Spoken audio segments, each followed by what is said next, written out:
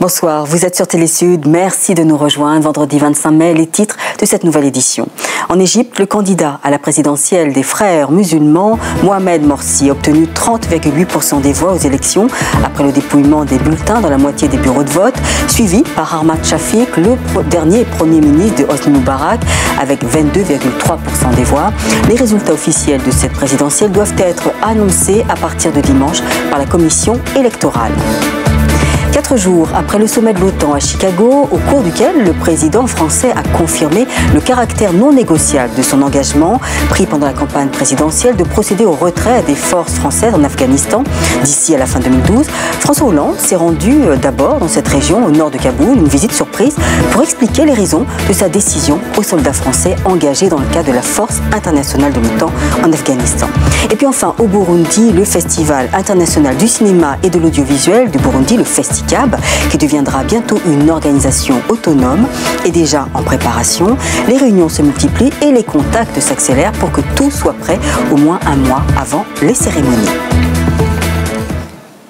Le candidat à la présidentielle des frères musulmans égyptiens, Mohamed Morsi, a obtenu 30,8% des voix aux élections.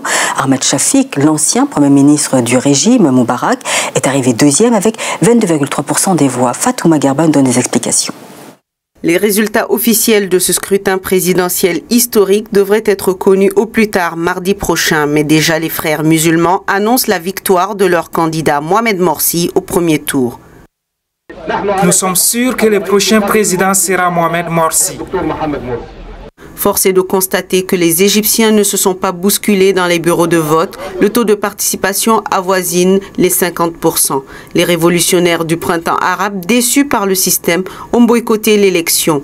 Car malgré l'existence de 12 candidats actuellement en lice, ils se sentent pris en otage entre deux favoris, Ahmed Shafik, dernier premier ministre de Moubarak, et Mohamed Morsi. D'ailleurs, selon les derniers chiffres annoncés par la confrérie islamiste, Mohamed Morsi est en tête avec 30,8%, suivi de près par Ahmed Shafik avec 22,3%. Des résultats qui restent provisoires. Alors dans ces conditions, le sentiment de désillusion est très fortement présent dans les esprits. Si aucun candidat ne remporte la majorité absolue, le deuxième tour est prévu pour les 16 et 17 juin prochains. Le président de la transition malienne de Kionda Traoré est actuellement en France pour subir des examens médicaux après son agression lundi dernier.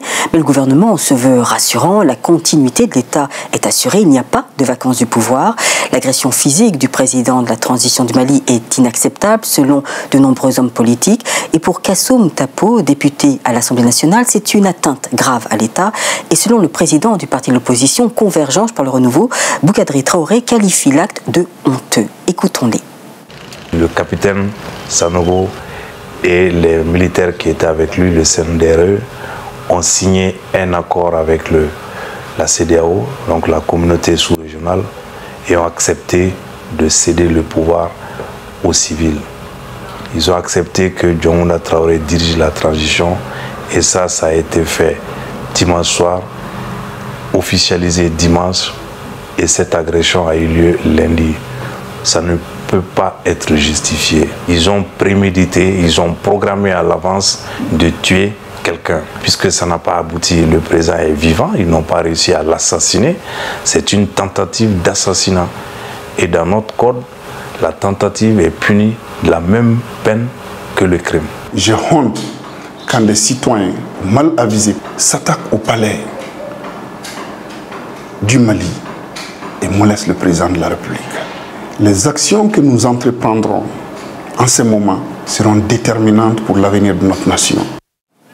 Dans l'actualité également, je le disais en titre, François Hollande est en Afghanistan pour une visite surprise. Le président est arrivé à Kaboul ce matin. Il a voulu expliquer lui-même aux soldats français sa décision d'avancer leur retour à fin 2012. Linda Robert. François Hollande a réaffirmé sa volonté de retirer les soldats français d'Afghanistan fin 2012. Quelques 2000 combattants sur les 3500 quitteront le pays. Notre retrait sera ordonné et coordonné.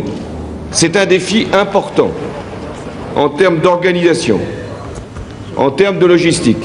Les militaires restant au-delà de 2012 assureront la gestion du rapatriement du matériel et la formation de l'armée afghane. Je sais pouvoir compter sur vous, sur l'aide des Afghans. Le temps de la souveraineté afghane est venu. Vous passerez donc, en bon ordre, avec fierté, le relais à ceux que vous avez contribué, que vous contribuez encore à porter jusqu'à la responsabilité qui leur revient. La France a cependant promis le maintien d'une présence axée sur la coopération économique et culturelle, mais aussi dans les domaines de la santé, de l'éducation et du logement. Les présidents français et afghans ont discuté du rôle futur de la France au vu des engagements contractés par Nicolas Sarkozy alors en fonction.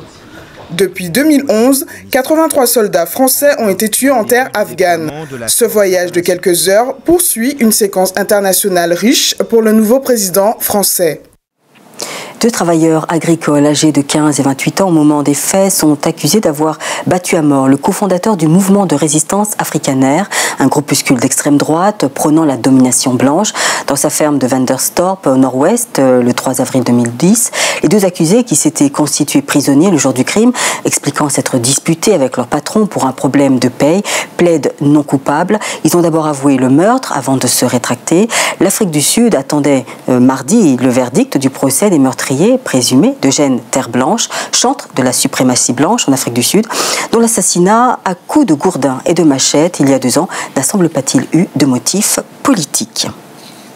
Et je vous emmène à Paris où, à l'occasion de la journée de l'Afrique, l'écrivain Gaston Kellman a profité d'un petit déjeuner au restaurant chez Françoise pour lancer l'association Simba, une association qui souhaite défendre la dignité africaine et des peuples noirs en général. Moïse Moukoro était sur les lieux. Très tôt ce matin, au restaurant chez Françoise, des tables bien dressées attendaient Gaston Kellman et ses invités.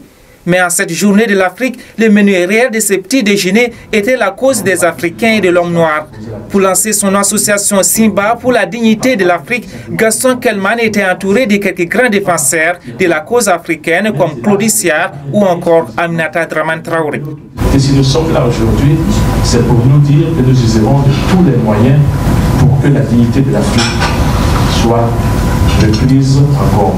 La présence de la diversité dans le gouvernement Hollande, la France-Afrique, la crise au Mali, chacun des intervenants a pu nourrir le débat en donnant son avis sur ces thèmes.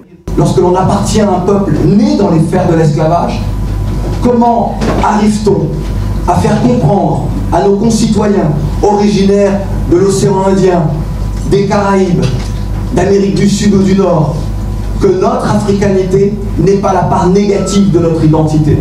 Le rêve, c'est ce que nous faisons ici, mais de porter ce réveil dans la conscience de chacun et de chacune des Africaines et des Africains, des ultramarins français également,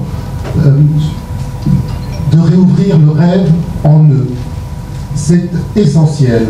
La discussion devient même houleuse quand l'écrivaine Aminata Dramane Traoré est interpellée sur sa position sur le coup d'État survenu au Mali. On a tué l'espérance démocratique en nous. Donc quand au bout de 20 ans, et ça les médias sélectionnent les images pour ne pas montrer qu'il y a une imposante partie de la population malienne qui dit que ce coup d'État est une délivrance. Malgré la divergence des opinions, pour la trentaine d'invités, la discussion a été enrichissante.